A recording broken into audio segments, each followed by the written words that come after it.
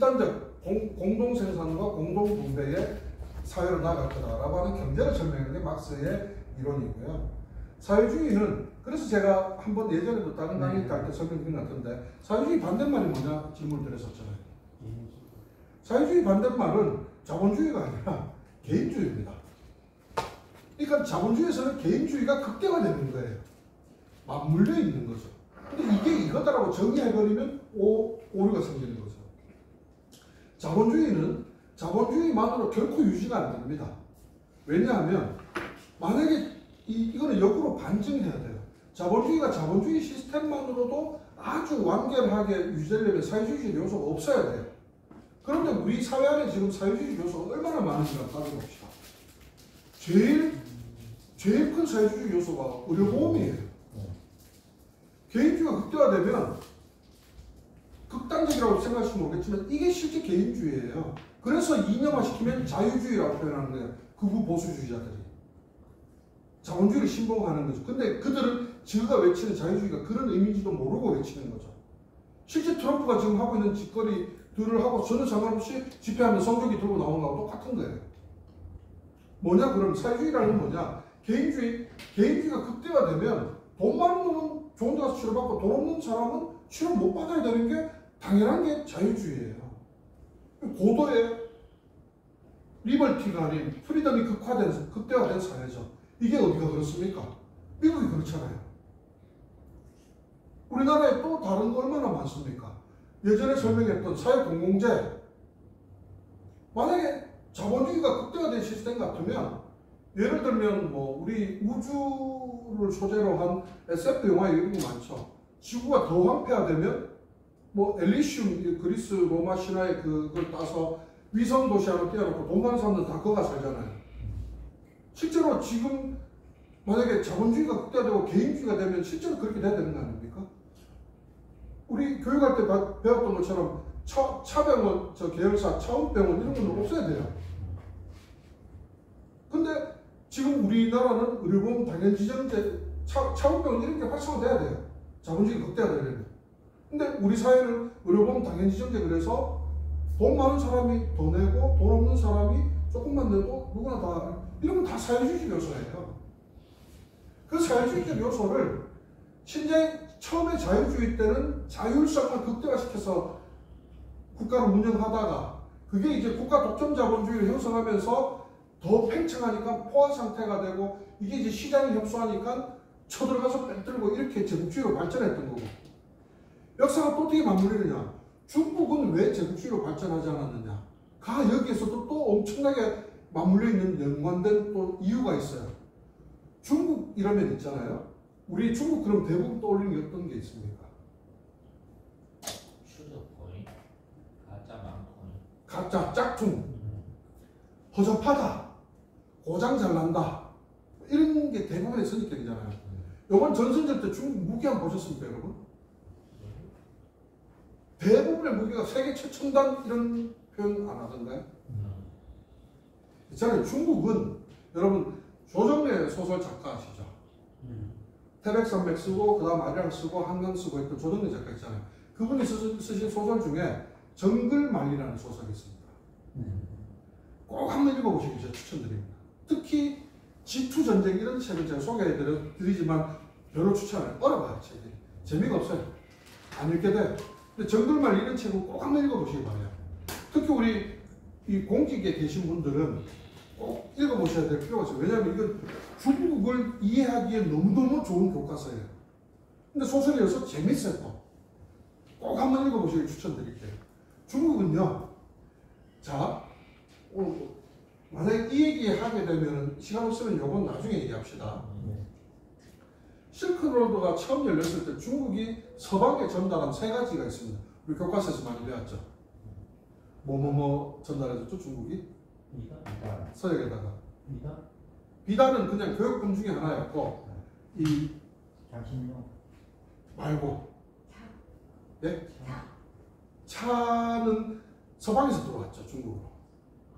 네, 그래서 중국이 차 문화가 굉장히 발달한 게 실크로드 얘기하는 거 서방에서 들어와서 차가 더 발달한 거예요. 거꾸로 해야 돼요. 도자기? 도자기 아니야? 자, 들으신 아실 거예요. 우리 교과서에서 이렇게 배웠어요. 그러니까 역사는 사건 중심으로 배우는 게 아니라 통찰하는 시야로 봐야 돼요. 제가 세계 읊으면 다 아실 거예요.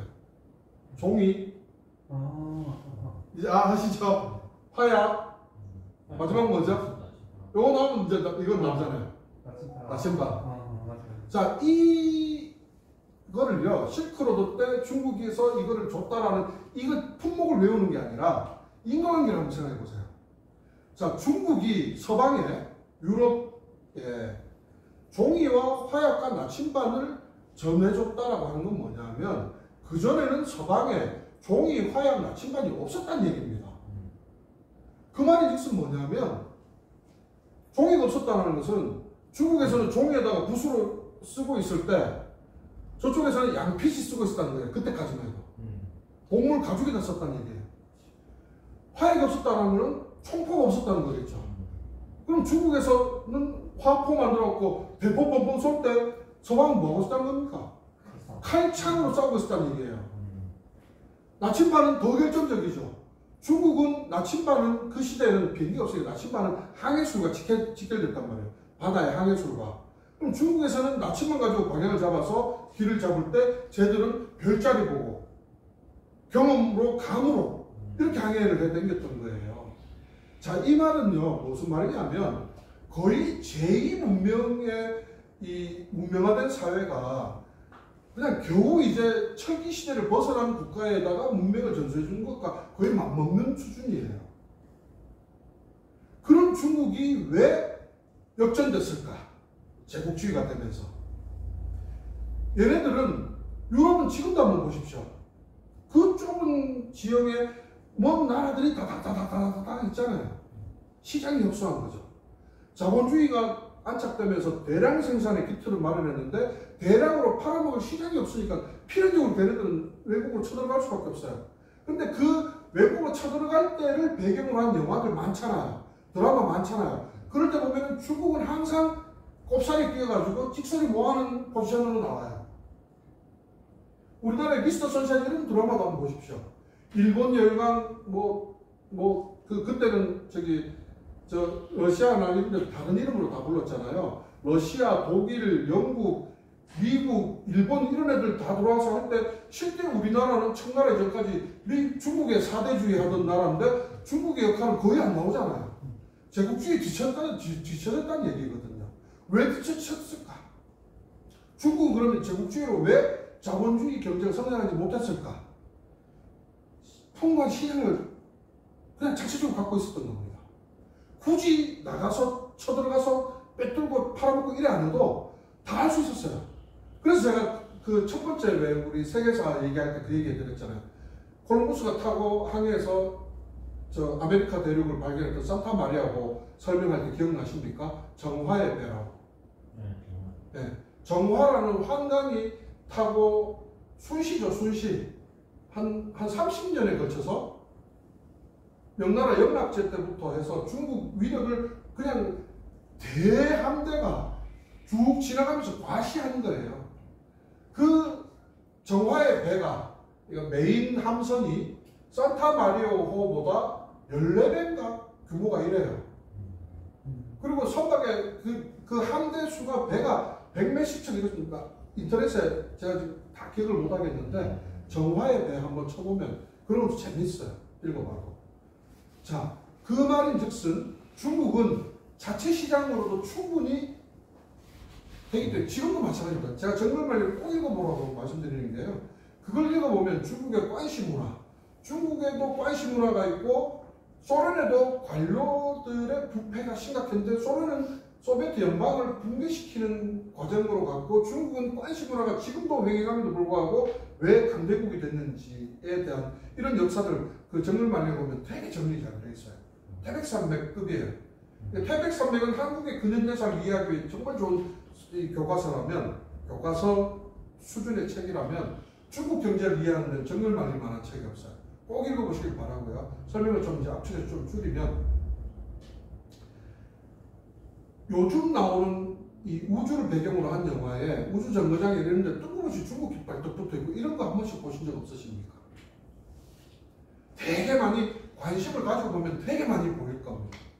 헐리우드 영화인데 왜 중국 깃발을 표시를 하지 않으면 안 되냐면요. 지금 지구 대기권 밖에 떠 있는 우주 정거장 프로젝트는 무슨 이름 있잖아요. 스페이스 머시기 그 프로젝트 있잖아요. 9개 나라가 공동 컨소시엄으로 지금 우주 정거장을 만들어 놓고 있는 거거든요. 여기에서 가장 많은 기술력과 가장 많은 자금을 투여한 나라가 중국입니다. 중국은 결코 허접한 나라가 아닙니다. 중국의 기술력은 실제로 미국에 거의 지금 버금가는 형태입니다. 몇 가지 예를 들어볼까요? 전기자동차. 전기자동차의 배터리가 관건이잖아요. 중국산 얼마나 허접했습니까? 불 잘 나고 겨울 되면 갑자기 완충돼 있던 게 뚝 반이하로 떨어져버리고 이런 것들 때문에 중국산 못 신다 이랬다가 중국이 각성하고 그럼 제대로 만들게 계속 살아 중국 거 하면서 우리나라는 3원극 개발에 집중하고 있고 2차 단지 가면 전부 다 3원극 배터리예요. 이온극, 그러니까 안에 들어간 전해질 물질이 2개냐 3개냐 이런 원리에 따라서 3원극 배터리, 2원극 배터리 나누는데 우리나라는 3원극이에요. 포항에 왜 황산나트륨 뒤집어 썼다, 수산나트륨 뒤집어 썼다 이래갖고 올 2월달에 막 기자회견 막 하고 했었잖아요. 그 안에 들어가는 전해질 물질인 거거든요. 일본은 더 나아가서 그 안에 들어가는 전해질 물질을 고체로 집어넣는 전고체 배터리를 개발 중이에요. 근데 전기차 시장이 있잖아요. 왜 이렇게 주춤하냐면 우리나라 2차 전지가 왜 블루오션인 줄 알았는데 지금 계속 안 나아가냐면 중국에서 이원극인데 막 실험하는 이런 거 유튜브 이런 데 보면 다 나옵니다. 천공을 시켜 막 충격파 해가지고 막 뚫어버려요. 배터리를.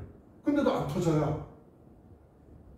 이제 계절 영향만 조금 받을 뿐 이온극 아주 싼 배터리가 너무너무 불도 안 나고 안정적으로 공급하는 거예요. 그러니까 지금 한국의 3원극 개발 막 실컷하고 있던 전고체 개발 실컷하고 있던 한국하고 일본이 전부 다 줬던 게 지금 쳐다보듯이 다 그래 보고 시장 상황이 지금 이래요 지금.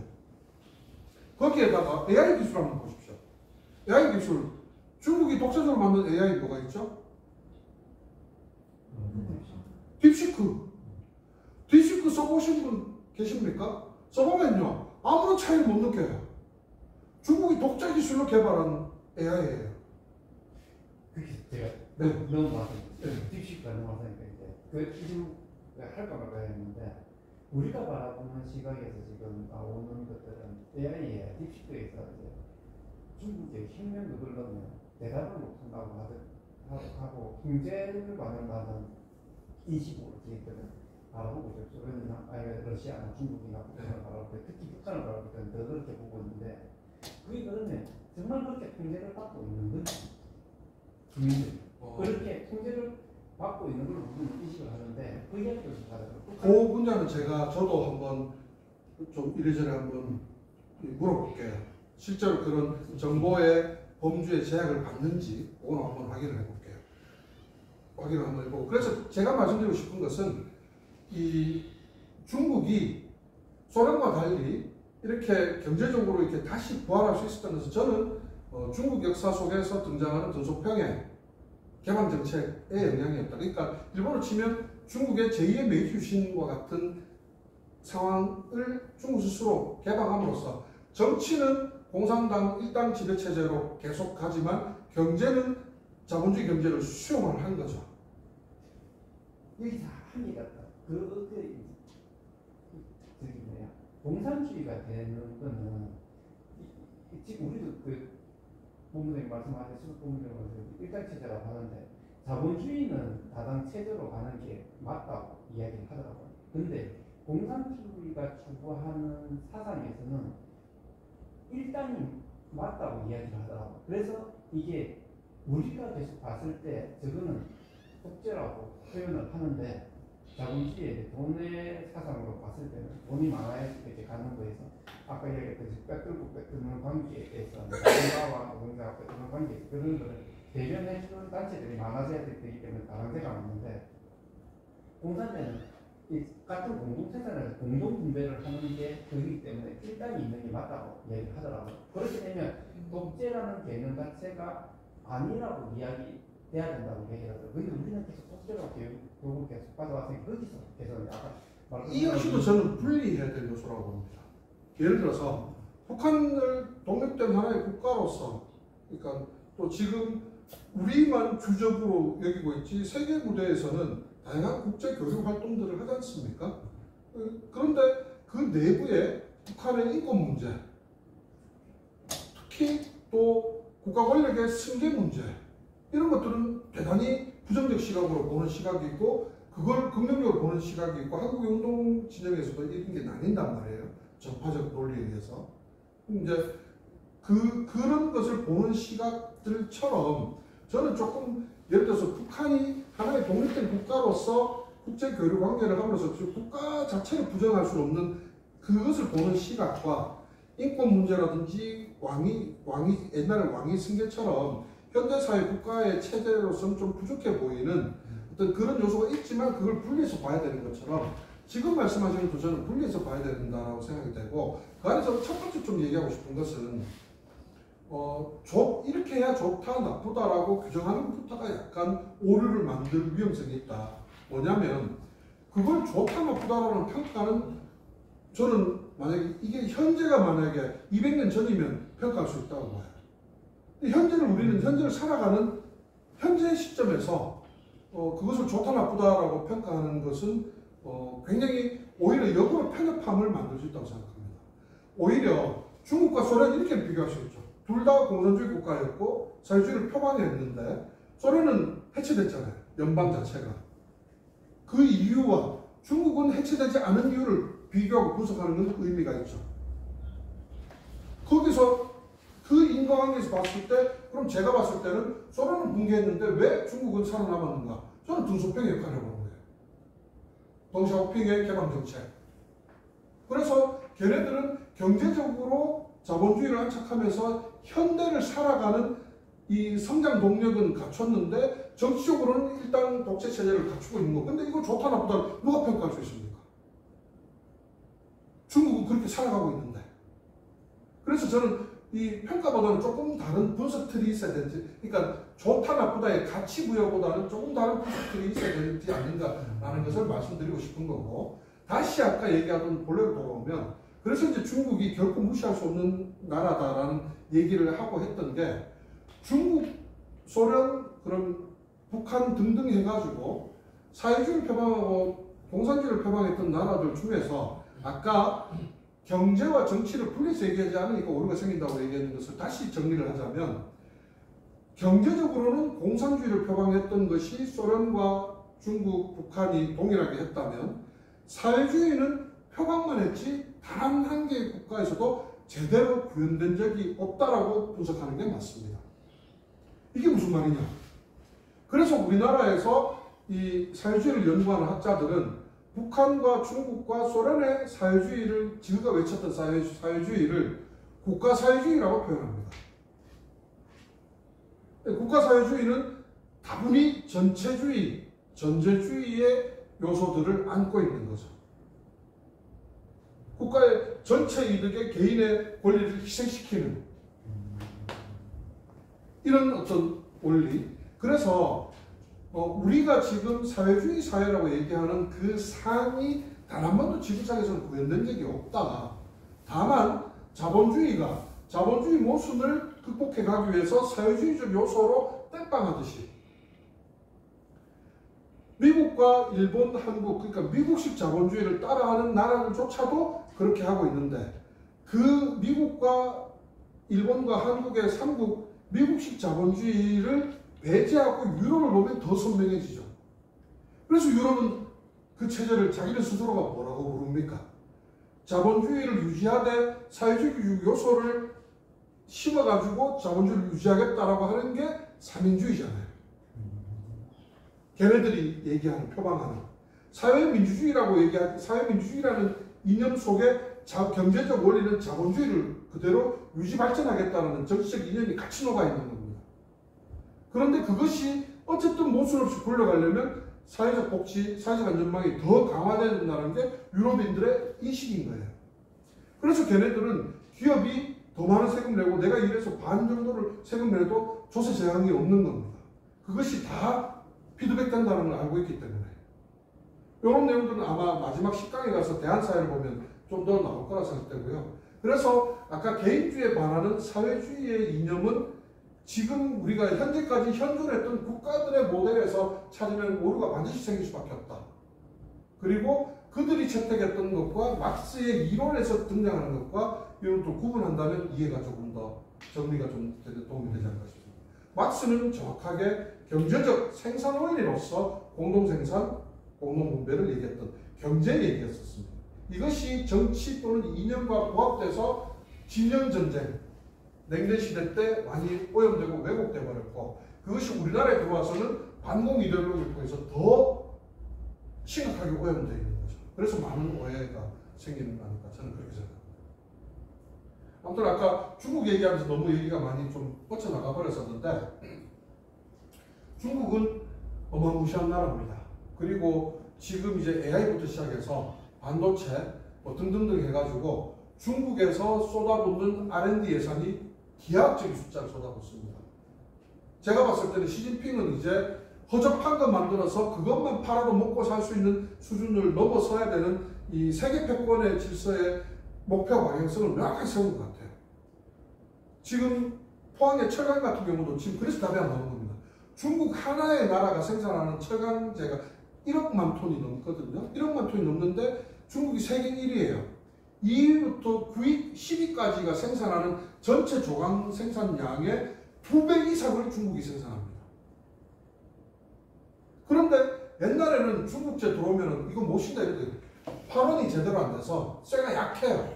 산소를 다 빼내야 이 쇠가 이제 재련이 이제 제대로 이제 되는데 그게 덜 돼서 이제 중국제가 굉장히 부실하고 약하고 잘 녹슬고 녹슬는 안에 있는 산소하고 빠르게 반응하기 때문에 산화되는 거거든요.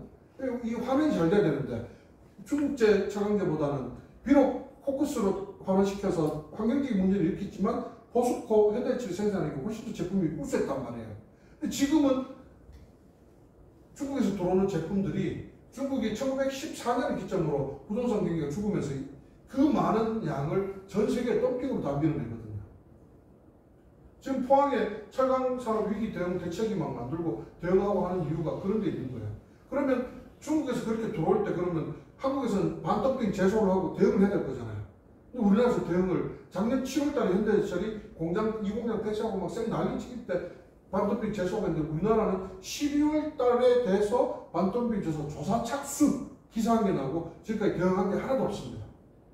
왜냐면요, 중국제 제품이 들어와서 시장을 교란해야 그런 대응을 하는데 중국산 제품이 일정 정도 수준급으로 딱 올라와 버리니까 우리나라 중소기업들 특히 반제품, 빌렛이나 뭐 이런 이 반제품 상태로 제품을 받아서 가공하는 철강 업체들, 중견 업체, 소규모 철강 업체 이런 데는 중국 들어서 오히려 더 좋은 거예요. 포스코, 현대철만 주고 일관 제철 시스템을 갖춘 철강사들만 주고나고 나머지는 나쁘지 않은 거예요. 그러니까 국가가 반도핑 제소를 못하는 거예요. 이런 것들이 같이 맞물리면서 지금 한국은 그 틈바구니에서 굉장히 이제 틈새에서 살아남아야 되는데 제가 봤을 때는 포항의 이상희 이런 놈들은 뭐 놈이 다 있는 거 전부 지가 있다고 선전하게 바꾸고 다 지가 있대. 진짜 답답해 죽겠어요. 그리고 이 어기구 이상희가 해놨는 K스틸법 김정재는 지가 거기에 같이 발의해놓고도 또 같은 법을 내용 거의 99.9% 같은 법을 지가 또 발의해가지고 지 정치적 치적을 남기려고. 그러니까 이게 경제를 이해하고 경제를 경제로 풀어가야 될 것들을 자꾸 이런 정치적 요소에다가 갖다 집어넣으니까 경제가 개박살나는 겁니다. 예를 하면 요 예를 마지막으로 들고 나머지 23개 합시다. 공항 한번 보세요. 공항. 자, 우리 경북으로만 해서 공항 한번 봅시다. 예천에 공항이 있죠. 울진에 공항이 있죠. 대구에 공항이 있죠. 김해에 공항이 있죠. 자, 이 대구 경북권역 인근에만 공항이 지금 몇 개입니까? 이리 장사가 되겠습니까? 네? 포항도 있죠. 이리 장사가 되겠습니까? 그리고 예천 처음에 만들 때 우리 예천 공무원도 없죠. 예천 처음에 공항 만들 때 국제공항이었던 거 아십니까? 네. 저는 이야기했었어요. 돌멩이 다 짓자마자 못한다. 네. 예천에 처음에 국제공항으로 지었어요.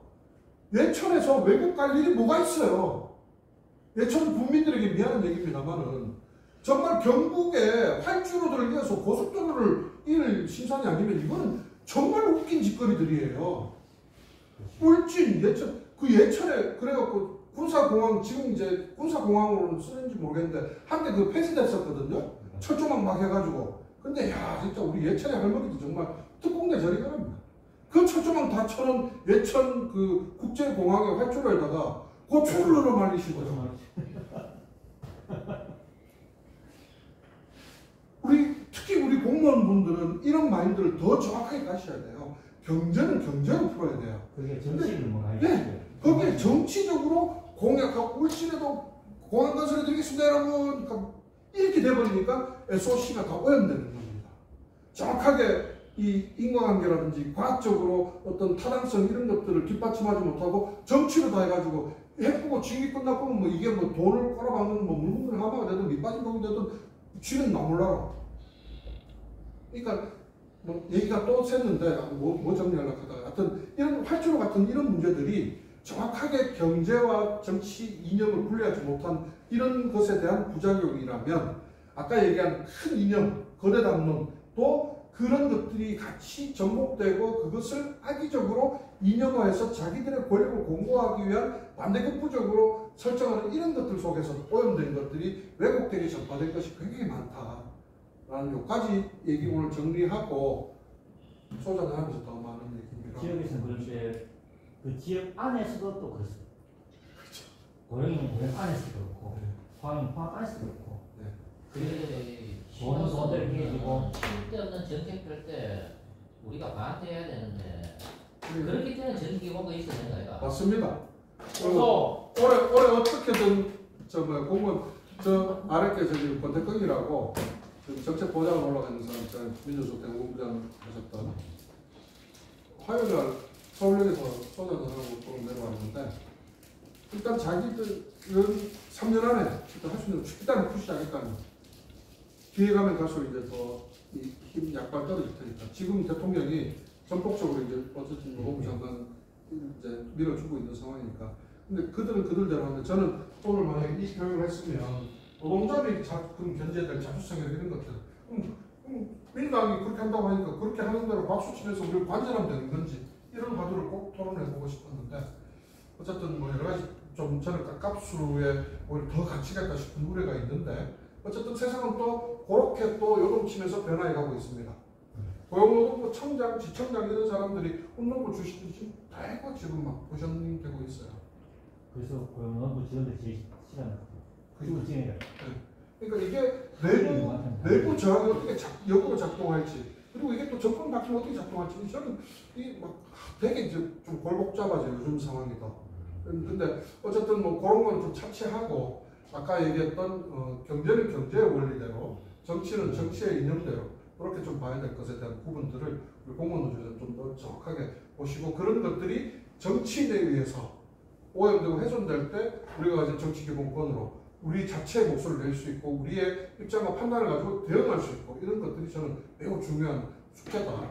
그래서 그것이 옳고 그르냐에 대한 문제보다는 이번 정권에 그들에게 기대서 또 구설기를 기다리는 게 아니라 더 강력하게 투쟁해서 그 정권이 우호적인 것을 전제로 해서 그 투쟁에 밀려서 국민한테도 이런데 어떡하든 어쩔 수 없잖아요 라는 형태로라도 최소한의 것을 좀 만드는 어떤 이런 전기로 삼아야 될 그런 시기를 우리 또 맞닥뜨리고 있다. 이렇게 좀 정리하고 우리 노동조합이 요 정신 요거는 다른 교육할 때 같이 녹여서 좀 덧붙여가지고 교육하도록 하겠습니다.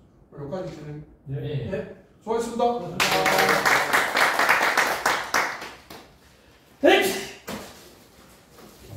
그러니까 자 본부장하고 그래. 장 보고 올게.